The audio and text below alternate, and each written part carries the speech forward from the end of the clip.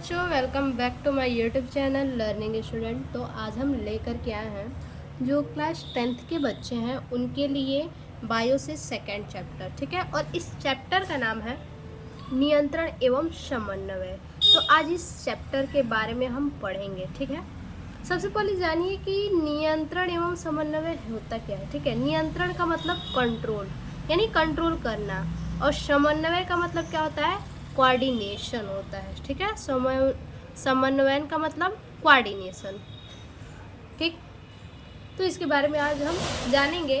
तो देखिए, जैसे कि हमें क्या करना है, चलना है तो किससे चलेंगे, जाहिर सी बात है पैर से ही चलेंगे। चलेंगे किससे, पैर से ही चलेंगे। हमें कुछ खाना है तो किससे खाएंगे, जाहिर सी बात है हाथ से उठा के खाएंगे, ठीक है। हमें खाना है तो किससे खाएंगे, हम हाथ से ही उठा के तो मुंह में खाएंगे, ठीक है।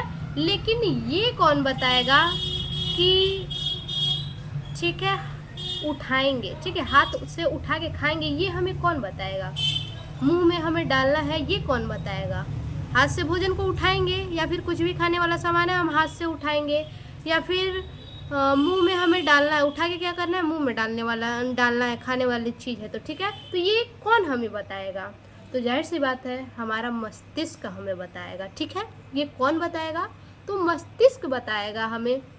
कैसे बताएगा, अब मस्तिष्क जो है वो कैसे बताएगा, भाई जाहिर सी बात है मस्तिष्क तो बताएगा, ब्रेन बताएगा, लेकिन बताएगा कैसे, क्या कोई सिग्नल भेजेगा या फिर क्या कोई सूचना भेजेगा, ठीक है। तो हाँ, सिग्नल भेजेगा, सूचना भेजेगा, ठीक है। मस्तिष्क क्या करेगा, हमें सिग्नल भेजेगा, सूचना भेजेगा, ठीक है। नियंत्रण और समन्वय का अर्थ क्या है, ठीक है।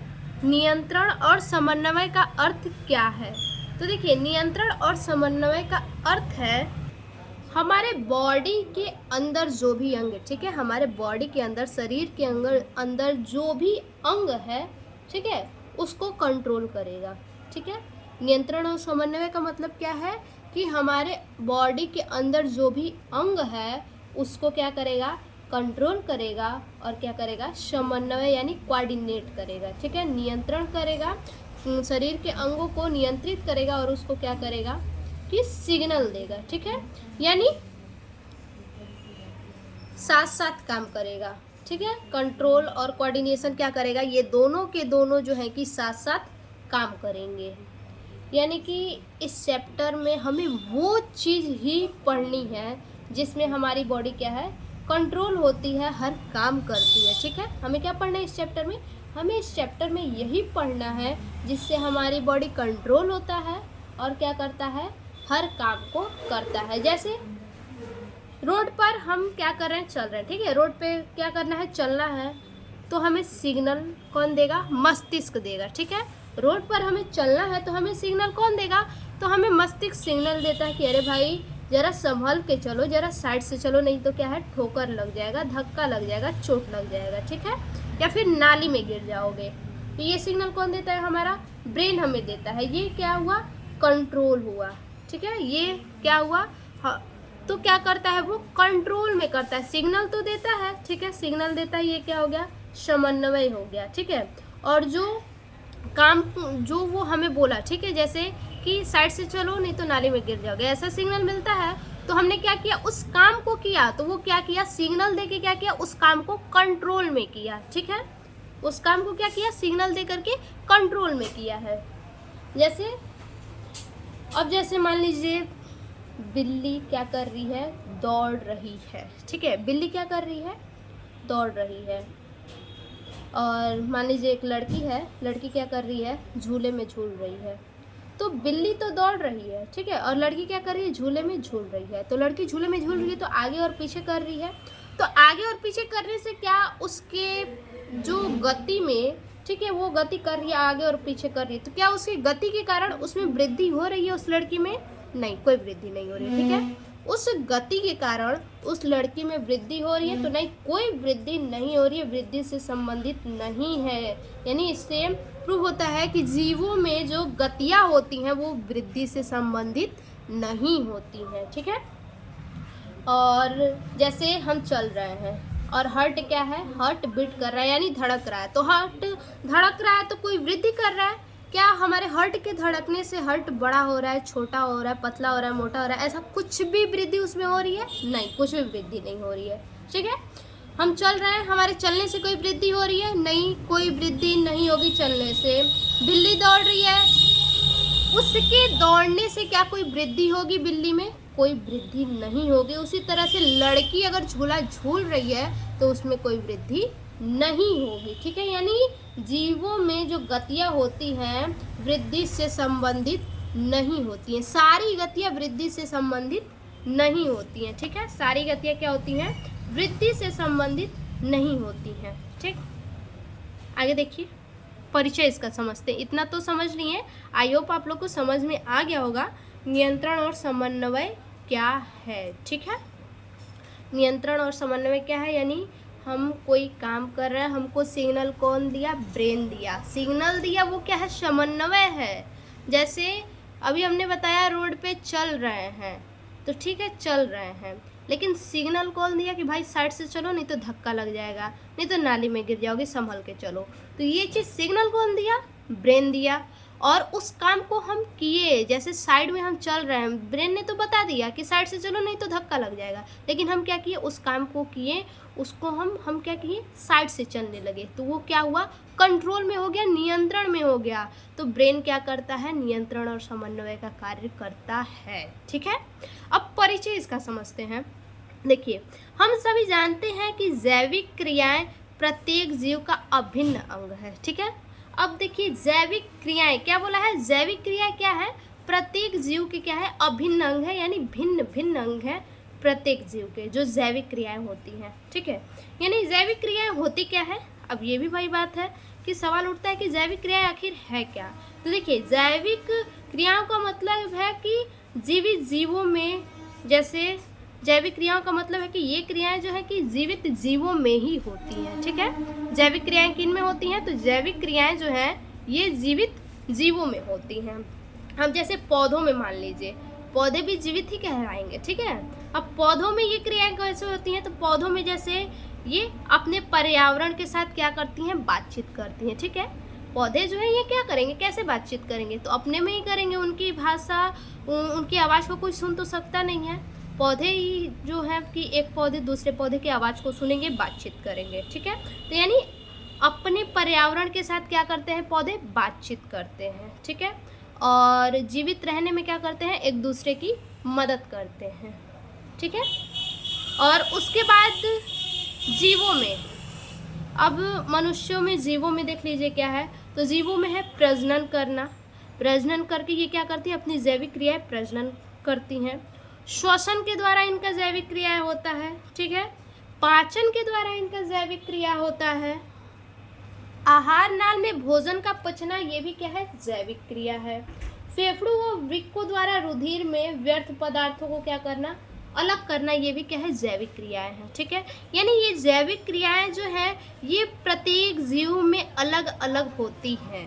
पौधे में हमने बताया, और ये प्रजनन करना, श्वसन करना, पाचन करना, हृदय का धड़कन, आहार नाल में भोजन का पाचन करना, ये सब क्या है? ये जीवों में। ठीक है, अब देखिए, और सभी जीवों के लिए जैविक क्रियाओं का नियंत्रण आवश्यक है। जी हाँ, सभी जीवों में क्या है? जैविक क्रियाओं का नियंत्रण बहुत ही आवश्यक है, इम्पॉर्टेंट है। ठीक है, नियंत्रण करना, नियंत्रण हर किसी के लिए ज़रूरी है। अब बताइए, जानवरों में भी क्या होता है? नियंत्रण होता है, उनमें भी ब्रेन क्या देता है? उनको सिग्नल देता है, समन्वय और नियंत्रण होता है। पेड़ पौधों में भी ये चीज़ होता है। ठीक है, जंतुओं में इन क्रियाओं के लिए नियंत्रण एवं समन्वय के लिए विशेष अंग तंत्र पाए जाते हैं। जी हाँ, जंतुओं में जो है विशेष अंग तंत्र पाए जाते हैं। अभी हमने आपको बताया कौन कौन से अंग तंत्र पाए जाते हैं? प्रजनन, श्वसन, आहार नाल में पाचन, हृदय का धड़कना, फेफड़ों व वृक्कों द्वारा रुधिर में व्यर्थ पदार्थों को अलग करना। ठीक है, और क्या है? क्रियाओं को नियंत्रित करके शरीर के भीतरी वातावरण में क्या करना? सामंजस्य बनाना। ये क्या है? ये नियंत्रण एवं समन्वय के लिए विशेष अंग है, अंग तंत्र है। ठीक है, जो कि पादपों की तुलना में अत्यधिक विकसित है। जी हाँ, जो पादप होते हैं ना, पादप, उनमें कम होता है ये चीज़, बहुत कम विकसित होते हैं, और मनुष्यों में, जीवों में जो है कि बहुत अधिक ये विकसित होते हैं। ठीक है, तो ये हमारा तो परिचय हो गया। आई होप आप लोग को समझ में आ रहा होगा। ठीक है, अब इसके आगे देखते हैं मानव में समन्वय। ठीक है, मानव में समन्वय, इससे पहले हम कुछ समझते हैं। ठीक है, अभी हमने क्या आपको बताया कि एक लड़की क्या है, झूले पे झूल रही है। ठीक है, बिल्ली क्या है, दौड़ रही है, हम चल रहे हैं, हार्ट हमारा बीट कर रहा है, कोई वृद्धि हुआ, यानी जीवों की जो गतियाँ होती है, जीवों में जो गतियाँ होती हैं, वृद्धि से सभी गतियाँ संबंधित नहीं होती हैं। ठीक है, अब गतियाँ कितने प्रकार की होती हैं, तो देखिए गतियाँ 3 प्रकार की होती हैं। गतियाँ कितने प्रकार की होती हैं, 3 प्रकार की। एक तो ऐच्छिक गतियाँ होती हैं, ऐच्छिक गतियाँ, दूसरा जो है अनैच्छिक गतियाँ,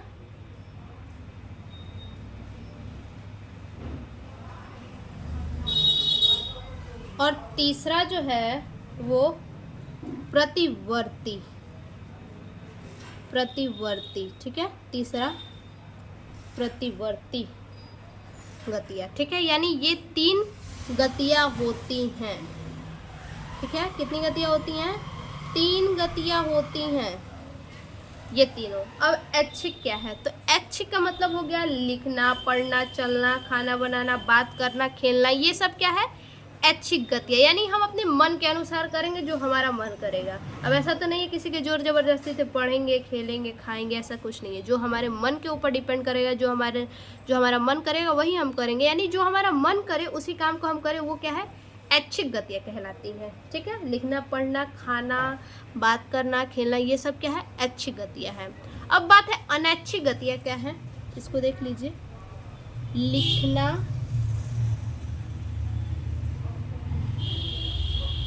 पढ़ना, खाना, खेलना, ये सब क्या है, ऐच्छिक गतियाँ हैं। ठीक है, अब अनैच्छिक गतियाँ क्या है, तो अनैच्छिक गतियों का मतलब है कि जिसे हम रोक नहीं सकते हैं, अपने मन के अनुसार बिल्कुल भी नहीं कर सकते हैं। ठीक है, अनैच्छिक गति का मतलब है हार्ट बीट, यानी दिल का धड़कना, खाने का पाचन। ठीक है, हमारा जो भोजन हम किए हैं उसका पाचन, यानी आहार नाल का पाचन, सांस लेना, ये भी क्या है, अनैच्छिक गति, यानी इन सभी को हम नहीं रोक सकते। अगर हम चाहें कि हम क्या करें, हार्ट हमारा बीट करें, अगर हम चाहें कि आधा घंटा हम रोक लें, रोक सकते हैं, जाहिर सी बात है, कोई भी नहीं रोकेगा उसको। इसीलिए ये क्या है, अनैच्छिक गति है, जिसे हम अपने मन के अनुसार न कर सके। ठीक है, वो अनैच्छिक गति है। क्या है, हार्ट बीट, दूसरा है श्वसन, पाचन, ये सब क्या है, अनैच्छिक गतियाँ हो गई। ठीक है, अब तीसरा जो है ये है प्रतिवर्ती गति। प्रतिवर्ती गति क्या होता है भाई, तो प्रतिवर्ती गति का मतलब है कि अचानक से, जैसे अचानक से मान लीजिए कि मच्छर का काटना। ठीक है, तो अचानक से मान लीजिए मच्छर काट रहा है, तो हमको सिग्नल कौन देता है, हमारा ब्रेन सिग्नल देता है। तो हम क्या करते हैं, मच्छर जब काटता है तो अचानक से हाथ ले जाके मच्छर के पास मारते हैं। ठीक है, तो वो क्या है, जो भी काम हम अचानक से करते हैं वो प्रतिवर्ती गति है। जो भी काम हम अचानक से करते हैं वो क्या है, प्रतिवर्ती गति है। मच्छर का काटना ये प्रतिवर्ती गति है। ठीक है, उसके बाद गर्म चीज़ को हाथ लगाने पर अचानक से हाथ को हटा लेना।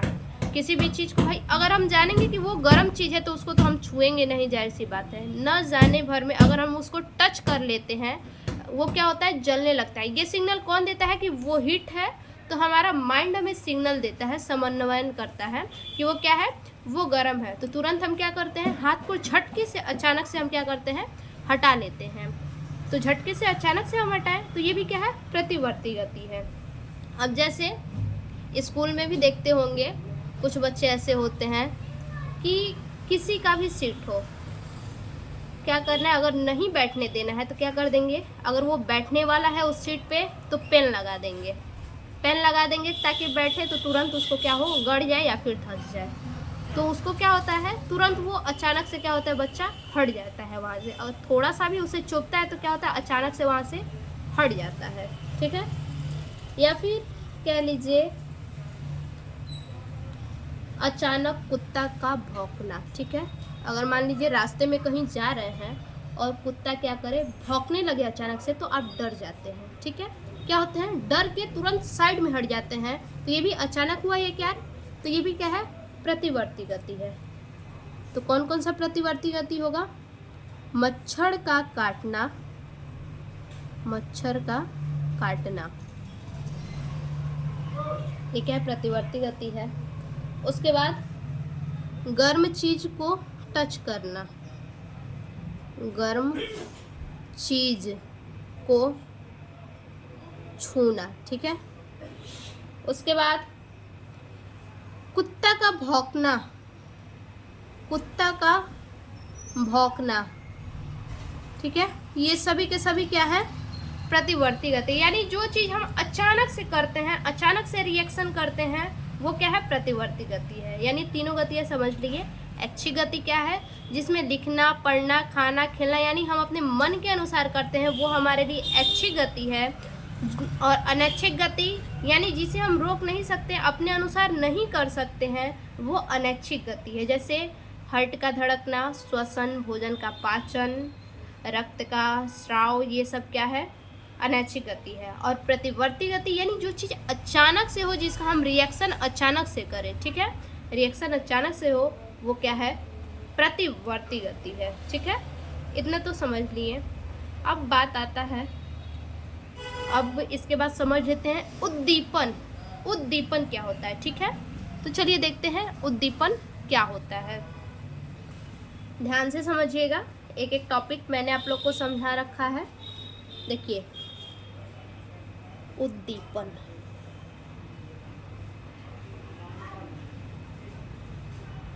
उद्दीपन क्या है, एक प्रकार का घटना है जिसके कारण क्या करता है, जीव प्रक्रिया करता है। क्या करता है, जीव प्रक्रिया करता है, और इसके प्रति जो प्रतिक्रिया होती है। ठीक है, उद्दीपन के प्रति जो भी प्रतिक्रिया होती है, उसे हम क्या कहते हैं, अनुक्रिया कहते हैं। क्या कहते हैं, अनुक्रिया। इसके प्रति जो भी प्रक्रिया होगा, उसको हम अनुक्रिया कहेंगे। जैसे उद्दीपन क्या होगा, तो देखिए, जैसे गर्म वस्तु है, उसको छूने पर क्या होता है, हाथ हम क्या होते हैं, अचानक से हटा लेते हैं। ठीक है, अभी हमने यहाँ प्रतिवर्ती गति में आपको बताया कि गर्म चीज को छूने से क्या करते हैं, हाथ को अचानक से हटा लेते हैं। ठीक है, तो गर्म वस्तु जो है ना, गर्म वस्तु, ये क्या है, गर्म वस्तु हमारा उद्दीपन है। और जो हम हाथ हटाते हैं, हाथ हटाना क्या है, अनुक्रिया है। हाथ हटाना ये क्या है, अनुक्रिया है। ठीक है, अब जैसे चूहा देखते ही बिल्ली का क्या होना, झपट्टा मारना, तो चूहा जो है वो आपका उद्दीपन है। ठीक है, चूहा क्या है, ये उद्दीपन है। चूहा उद्दीपन है, और जो बिल्ली झपट्टा मारता है, तो झपट्टा मारना क्या है, ये अनुक्रिया है। ठीक है, झपट्टा मारना ये अनुक्रिया है।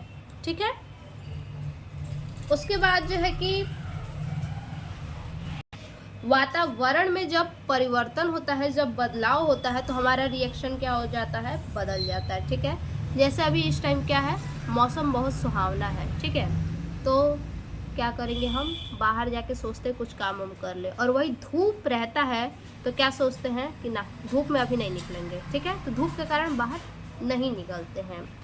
और उसी तरह से जैसे काफ़ी ज़्यादा धूप है, ठीक है, तो छत पे जाते हैं या फिर मार्केट में कहीं पे भी जाते हैं, तो बहुत ज़्यादा धूप लगता है, तो क्या करते हैं, तुरंत आँख को बंद कर लेते हैं। ठीक है, जब सूर्य का प्रकाश जो है आँख पे लगता है, तो हम क्या करते हैं, आँख को बंद कर लेते हैं। तो सूर्य का प्रकाश जो है ये उद्दीपन है, और जो हम आँख को बंद कर लेते हैं वो क्या है, अनुक्रिया है। यानी सूर्य के प्रकाश की वजह से ही तो हम ये क्रिया कर रहे हैं, अपने आँख को बंद कर रहे हैं, तो वो क्या है, अनुक्रिया है। ठीक है, आँख का बंद होना, आँख का बंद होना, ठीक है। आई होप इतना तो समझ में आया होगा, ठीक है। यानी उद्दीपन को ग्रहण करने के लिए 5 प्रकार की संरचनाएं पाई जाती हैं, ठीक है। उद्दीपन जो है इसको ग्रहण करने के लिए 5 प्रकार की जो है कि संरचनाएं पाई जाती हैं। तो कौन कौन सी वो संरचनाएं हैं जानना भी जरूरी है। तो 5 संरचना में पहला है आँख। भाई आँख क्यों है? सही बात है, आँख क्यों है? तो आँख इसलिए उद्दीपन है, किसी भी चीज़ को हम देखते हैं तभी तो बताते हैं ये लाल है, पीला है, हरा है, गोरा है, काला है, लंबा है, बौना है। ये सब कैसे बताते हैं? आँख से ही देख के बताते हैं। तो इसीलिए आँख हमारा क्या है? उद्दीपन है। दूसरे नंबर पे आता है कान। अब कान कैसे उद्दीपन है? तो देखिए, उद्दीपन नहीं, उद्दीपन को ग्रहण करने के लिए 5 प्रकार की जो संरचनाएं हैं जिन्हें हम क्या कहते हैं? ज्ञानेंद्रिय कहते हैं। तो उन्हीं ज्ञानेंद्रियों में जो है कि 5 ज्ञानेंद्रिय है उद्दीपन के लिए। दूसरा है कान। अब कान कैसे है? तो कान से क्या करते हैं हम? अच्छा चीज़ भी सुनते हैं, खराब चीज़ भी सुनते हैं, ठीक है।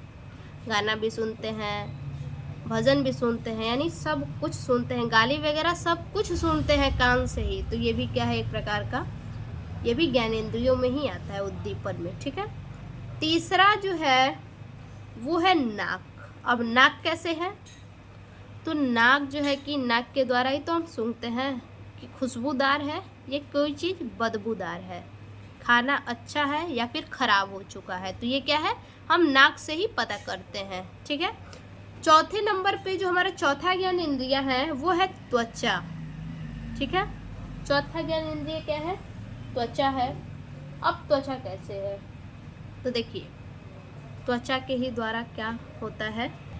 त्वचा से ही तो पता करते हैं कि ये क्या है? गंदा चीज़ है, ठीक है। ये क्या है? गंदी चीज़ लगी हुई है, इसको साफ करना है, ठीक है। और पांचवा जो है वो है जीभ। अब जीभ कैसे है? तो जीभ से ही तो हम टेस्ट करते हैं कि खट्टा है, मीठा है, तीखा है, क्या है, कड़वा है, ठीक है। तो जीभ भी हमारा इन्हीं 5 ज्ञानेंद्रियों में आएगा। यानी 5 ज्ञानेंद्रियाँ जो हैं उद्दीपन को जो ग्रहण करने के लिए 5 संरचनाएं बनाई गई हैं जो उद्दीपन को ग्रहण करती हैं, वो क्या है? आँख, कान, नाक, त्वचा, जीभ, ठीक है। आगे हम देखेंगे मानव में समन्वय। देखिए, मानव में नियंत्रण तथा समन्वय तंत्रिका तंत्र तथा पेशी ऊतक द्वारा किया जाता है, ठीक है। मानव में नियंत्रण और समन्वय किसके द्वारा होता है? तंत्रिका तंत्र के द्वारा और पेशीय ऊतक के द्वारा। तो इन दोनों से तो होता है, जिसमें हम पहले क्या पढ़ेंगे? तंत्रिका तंत्र पढ़ेंगे, ठीक है। अब देखिए तंत्रिका तंत्र। अब ये क्या है भाई? तंत्रिका तंत्र, इसको समझ लेते हैं जरा। देखिए,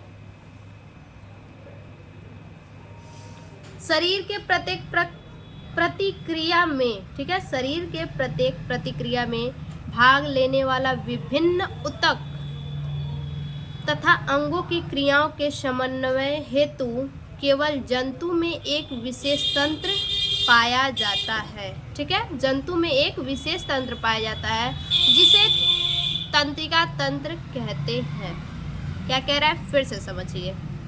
शरीर में प्रत्येक प्रतिक्रिया में बोला है लेने वाला विभिन्न ऊतक, प्रत्येक प्रतिक्रिया में भाग लेने वाला विभिन्न ऊतक तथा अंगों की क्रियाओं में समन्वय हेतु, यानी समन्वय के लिए केवल जंतुओं में एक विशेष प्रकार का तंत्र पाया जाता है।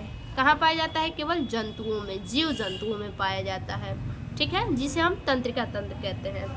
अब जो है कि तंत्रिका तंत्र के बारे में समझिए कि तंत्रिका तंत्र होता क्या है, ठीक है। तो जो तंत्रिका तंत्र होता है, तंत्रिका तंत्र आप लोग को दिखा देते हैं। देखिए, ये है तंत्रिका तंत्र, ठीक है।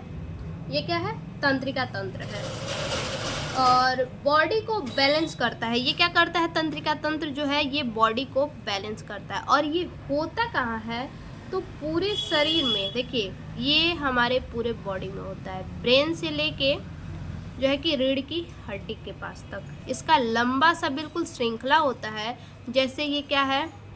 तंत्रिका तंत्र है, ये क्या होते हैं, एक दूसरे से जुड़े होते हैं। कैसे जुड़े होते हैं, जैसे ये एक तंत्रिका तंत्र है, इसी के जस्ट पीछे सेम ऐसा ही तंत्रिका तंत्र क्या होगा, बिल्कुल सटा होगा, फिर इसी के पीछे एक और सटा होगा, यानी बिल्कुल ये क्या होता है, लंबा श्रृंखला होता है इसका।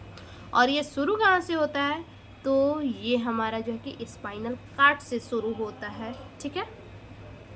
तंत्रिका तंत्र यानी मेरु, ये जो तंत्रिका तंत्र होता है ये मेरु रज्जु से निकलता है। कहाँ से निकलता है, मेरु रज्जु, स्पाइनल कार्ड जो अभी हमने आपको बताया, ठीक है। और ये कहाँ, मतलब कहाँ तक होता है, जो हमारा रीढ़ का हड्डी होता है ना पीठ पे, बीचों बीच एकदम पूरा गर्दन से लेके नीचे तक, जो कमर के पास तक जो रीढ़ का हड्डी होता है, तो उन्हीं हड्डियों से जो है कि दोनों साइड क्या होते हैं, ये तंत्रिका तंत्र निकले होते हैं। ये जो है कि दोनों साइड, मान लीजिए क्या है, एक रीढ़ की हड्डी ऐसे है, ठीक है, और उसी में ये इस ऐसे ऐसे क्या है, दोनों तरफ से निकला होता है, ठीक है, पूरा। तो यही है हमारा तंत्रिका तंत्र। ये क्या करता है, तंत्रिका तंत्र का मेन काम क्या है, तंत्रिका तंत्र का मेन क्या है, हमारे बॉडी को बैलेंस करता है। अगर तंत्रिका तंत्र को निकाल दिया जाए, हटा दिया जाए, तंत्रिका तंत्र जो है कि खराब हो जाए, तो इससे क्या होगा, इससे जो है कि मनुष्य पागल हो जाता है, मतलब उसका दिमाग ही नहीं काम करता है कि उसको करना क्या है, बिल्कुल पागलों की तरह रिएक्ट करता है। तो तंत्रिका तंत्र का हमारे बॉडी में बहुत महत्वपूर्ण हिस्सा है। सबसे बड़ा काम ये क्या करता है, पूरे बॉडी को ये बैलेंस करके रखता है, पूरे बॉडी को ये क्या करता है, बैलेंस करके ये रखता है, बॉडी को बैलेंस करता है, पूरे बॉडी में सिग्नल भेजता है। ये पूरे बॉडी को क्या करता है, सिग्नल भेजता है कि किसको क्या काम करना है, ये सब यही तय करता है तंत्रिका तंत्र ही, ठीक है। यही हमें संकेत करता है कि भाई हाथ हटा लो, नहीं तो क्या होगा, जल जाएगा, हाथ हटा लो नहीं तो चोट लग जाएगा, हाथ हटा लो नहीं तो मच्छर काटेगा, ठीक है। ये सब क्या करता है, यही हमें इंडिकेट करता है, ये तंत्रिका तंत्र ही हमें इंडिकेट करता है कि यहाँ पे ये चीज़ मत करो, यहाँ पे नुकसान होगा, ठीक है। कहते हैं ना कि अंदर से अनुभव मिल रहा है, तो वो नहीं, वो हमें संकेत करता है, तंत्रिका तंत्र संकेत करता है, नर्वस सिस्टम संकेत करता है कि ऐसे नहीं, इस काम को ऐसे करो, नहीं तो क्या है, यहाँ पे तुम्हारा नुकसान हो जाएगा, ठीक है। और ये जो तंत्रिका तंत्र है, ये तंत्रिका कोशिकाओं का समूह है, ठीक है। ये क्या है, ये कोशिकाओं का समूह है तंत्रिका तंत्र, ठीक है। अब चलिए आगे देखते हैं। देखिए, जिसे तंत्रिका तंत्र कहते हैं, यह वातावरण के परिवर्तन को संवेदी सूचनाओं को ग्रहण करके उसे तंत्रिकीय प्रेरणाओं अथवा आवेगों के रूप में ग्रहण करता है, ठीक है। ये क्या करता है, अभी हमने बताया, संवेदी सूचनाओं को ग्रहण करके, यानी ये क्या करता है, सूचनाओं को क्या करता है, तंत्रिकीय प्रेरणाओं अथवा आवेगों के रूप में ग्रहण करता है, ठीक है। यह भ्रूण के बाह्य जनन स्तर से बनता है। तंत्रिका तंत्र के मुख्य घटक अथवा मुख्य कोशिका को तंत्रिका कोशिका या न्यूरॉन कहते हैं। देखिए, तंत्रिका तंत्र को क्या कहते हैं, न्यूरॉन भी कहते हैं। यह तंत्रिका तंत्र की संरचनात्मक तथा क्रियात्मक इकाई है, ठीक है। उसके आगे देखिए, अब देखते हैं तंत्रिका तंत्र के कार्य, इसके कार्य क्या क्या हैं, ठीक है, इसको कार्य को समझते हैं। देखिए, यह मानव शरीर में ऐच्छिक तथा अनैच्छिक क्रियाओं को नियंत्रण करता है। अभी हमने बताया ऐच्छिक और अनैच्छिक क्रियाएं क्या है, डीपली हमने आपको समझाया, ठीक है। ऐच्छिक जो हम खुद के मन के मुताबिक कर सकें, खाना, खेलना, पीना, सोना, पढ़ना, लिखना, ये सब क्या है, ऐच्छिक क्रियाएं हैं।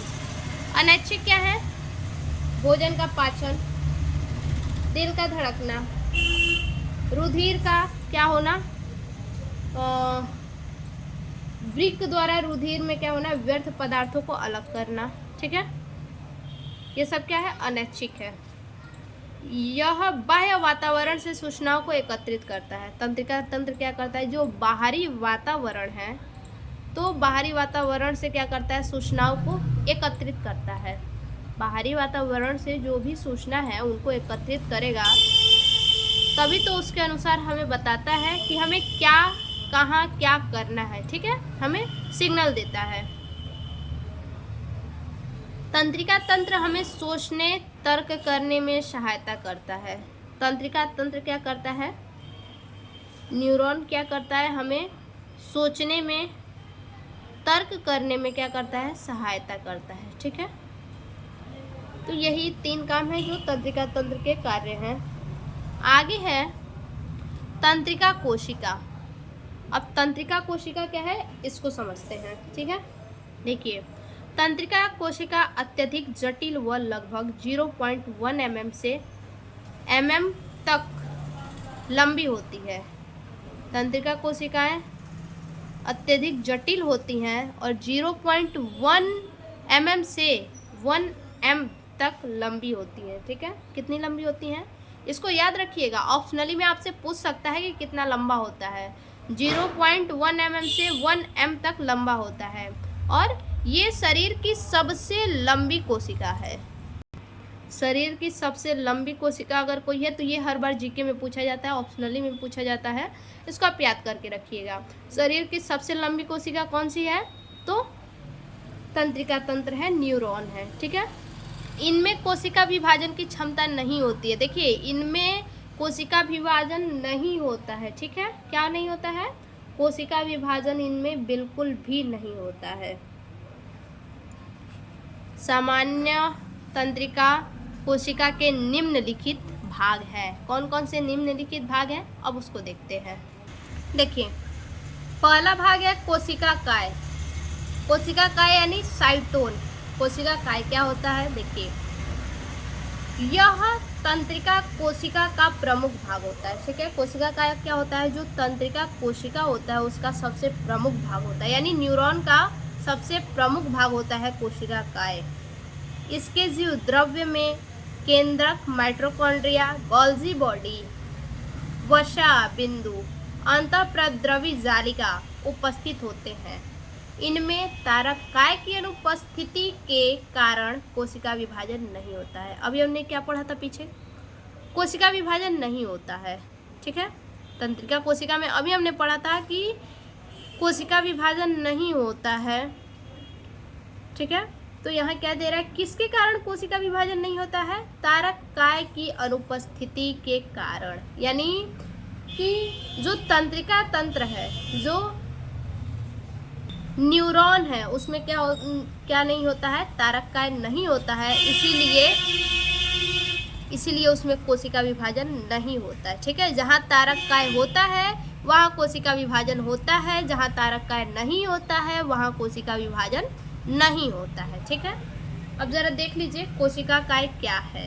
ठीक है, देखिए, यही है कोशिका काय। ठीक है, यही कोशिका काय है। ये जो आपको दिख रहा है पूरा साइड से आपको दिख रहा है ये चीज़, ये क्या है? कोशिका काय है। और इसमें अंदर क्या होता है? केंद्रक। केंद्रक ये है यहाँ पे। ठीक है, केंद्रक। और इसके अंदर क्या है? गोल्जी बॉडी है, माइटोकॉन्ड्रिया है, प्रोटीन है, यानी सब कुछ इसमें उपस्थित है। प्रद्रवी जालिका है, सब कुछ इसमें आपको दिख रहा है। ठीक है, ये जो बिंदी बिंदी करके आपको दिख रहा है ये क्या है? ये द्रव्य है, प्रद्रवी जालिका भी इसी में है। ठीक है, तो कोशिका काय में केंद्रक हो गया और माइटोकॉन्ड्रिया, गोल्जी बॉडी, ये सब कुछ हो गया। लेकिन इसमें क्या नहीं है? तारक काय नहीं है। तारक काय होता तो इसका विभाजन हो जाता, तारक काय नहीं है तो इसका विभाजन नहीं होगा। दूसरे नंबर पे है वृश्चिकांत या द्रुमिका। ठीक है, वृश्चिकांत या द्रुमिका। देखिए, ये अपेक्षाकृत छोटे तथा शाखामय होते हैं जो सिरों की ओर क्रमशः संकरे हो जाते हैं। वृश्चिकांत उद्दीपनों को कोशिकाएं की ओर ले जाते हैं। वृश्चिकांत की सहायता से ही एक तंत्रिका कोशिका अन्य तंत्रिका कोशिका से जुड़ी रहती है। यदि इसे काट दिया जाए तो किसी प्रकार का आवेग संचरित नहीं होगा। देखिए क्या बोला है? वृश्चिकांत या द्रुमिका, तो यही है ये जो आप देख रहे हैं। ठीक है, इसी को क्या बोला है? अपेक्षाकृत छोटे होते हैं। ये क्या होते हैं, बिल्कुल छोटे छोटे होते हैं, ये बहुत छोटे छोटे होते हैं, ठीक है। और इनके सिरों की ओर क्या होता है, क्रमशः संकर है, ये शाखा निकला हुआ है, ठीक है। ये क्या है, इससे शाखा निकला हुआ है। ये आपको जितना ये दिख रहा है इन सभी से क्या है, शाखा निकले हुए होते हैं, ठीक है। और इनके सिरों की ओर क्रमशः संकरे होते जाते हैं। इनकी जो सिरा है, ये जो आपको सिरे इनकी दिख रही है, ये क्या है, ये जो सिरे होते हैं ये संकरे होते जाते हैं, ठीक है। और वृश्चिकांत उद्दीपनों को कोशिकाएं की ओर ले जाता है। जो वृश्चिकांत होता है, ठीक है, यानी जो द्रुमिका होता है, ये जो द्रुमिका है ये क्या करता है, उद्दीपनों को कोशिकाएं की ओर ले जाता है। कोशिका काय जो ये है उधर की ओर क्या करता है, ले जाता है। द्रुमिका की सहायता से एक कोशिका, देखिए ये जो द्रुमिका है इसी की सहायता से जो है कि एक कोशिका तंत्र क्या करते हैं, अन्य कोशिका तंत्र से जुड़े रहते हैं, ठीक है। यहाँ द्रुमिका है ना, तो देखिए इसी की सहायता से यहाँ पे देखिए एक और जुड़ा है, इसकी सहायता से यहाँ पे भी एक और रहेगा, यहाँ पे यहाँ द्रुमिका है, यानी एक द्रुमिका की ही वजह से क्या होता है, सभी और तंत्रिका जुड़ी होती है, ठीक है, तंत्रिका कोशिका जुड़ी होती है। यानी कि देखिए यदि इसे काट दिया जाए, द्रुमिका को अगर काट दिया जाए तो किसी प्रकार का आवेग संचरित नहीं होगा। इसी द्रुमिका के ही वजह से क्या होता है, सूचना मिलता है, आवेग संचरित होता है, ठीक है। अगर द्रुमिका को काट दिया जाए तो किसी प्रकार का आवेग संचरित नहीं होगा। तीसरे नंबर पे क्या है, तंत्रिकाक्ष या तंतु अक्ष या फिर हम एक्सॉन भी इसे कहते हैं, ठीक है।